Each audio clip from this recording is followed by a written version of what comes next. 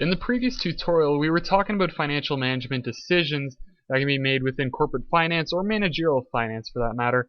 And one of the decisions was investing in capital projects. Now, some businesses won't have enough cash on hand to actually create or invest in these huge capital projects, so they'll need to go to the market to raise cash.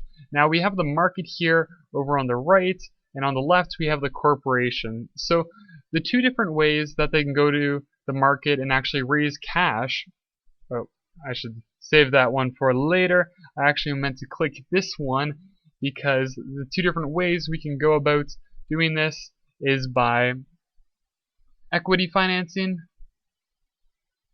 or debt financing. And equity financing has to do with shareholders, so basically taking on shareholders within our corporation, giving away a piece of the pie. And of course we have debt financing, which is bondholders, where they don't get a piece of our corporation. Now the flow of cash is going to look like this, the one that I just put up accidentally, where the financial markets are actually going to invest in our corporation for either shares or bonds. And of course what we are going to do is we're going to sell shares or bonds within our company. So we're either giving ownership or we're going to give off some debt that will pay back at a later date with interest. Now there are certain rights for each type of user, whether you're a shareholder or a bondholder. Of course the shareholders have ownership and they have claim and residual assets, of course, if they go bankrupt, and a share of the profits when we issue dividends. And bondholders, now bondholders, they have no ownership, so we're not giving away any part of our corporation or company, and they have first claim to residual assets in case we go bankrupt. So if we do go bankrupt, bondholders are going to get first dibs on the assets before shareholders get anything. And that's just the way it works because they're more of a risk-averse type of investment bonds. So they always get first claim to any assets that are left over in bankruptcy proceedings. And of course, they get the fixed interest payments. So if they purchase a $1,000 face value bond, that means they're going to get $1,000 back at maturity, and they'll receive interest. So if we have a 5% interest rate annually, they'll get $50 a year of interest. And of course they also have the opportunity to put us in bankruptcy if we miss interest payments, because missing an interest payment is an act of insolvency, and that would allow the bondholders to maybe come together and declare us being possibly close to bankruptcy, and they might put us in a situation like this. So you always need to be paying your bondholders because that is a guarantee that you've promised to them. And of course, this flow of assets or this flow of cash to the corporation can be reversed in the opposite way. So I'll show you what I mean by that. So let me just get rid of a few of these things right here. Got a lot of stuff up. So the flow of cash, oh, I want to keep the title up, of course. I'm just going to get rid of this and show you how the arrows can kind of reverse themselves.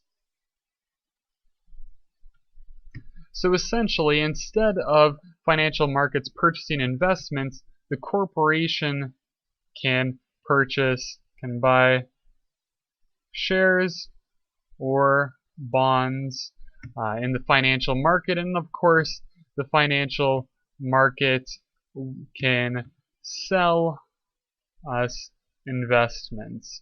Now why would we want to do this? Wasn't the whole purpose just to finance and raise money for a corporation and projects that we want to actually initiate to actually grow our company? Well, what happens is if we need cash in the short term, maybe we need it in 30 days, maybe we need it in 90 days. What we can do is we can invest that cash into debt, something like T-bills, which are treasury bills, for something like 30 days, which is a month, or 90 days, which is 3 months, and we can receive a little bit of interest while we know that the cash is entirely safe and that we'll get our cash back right when we need it. Or if we don't have any use for cash in the short term or the long term, we can invest it in shares of other corporations. So it can work either way. I just wanted to show that the financial markets and the corporation, there's this kind of reciprocal nature, which we can either buy securities or we can sell securities to others in the market. So cash goes back and forth between the corporation and financial markets, whether we're issuing new bonds or new shares, or whether we're purchasing investments from the marketplace. And I should also note that different types of financial markets are things like the TSX, Toronto Stock Exchange. We also have New York Stock Exchange. We have the NASDAQ.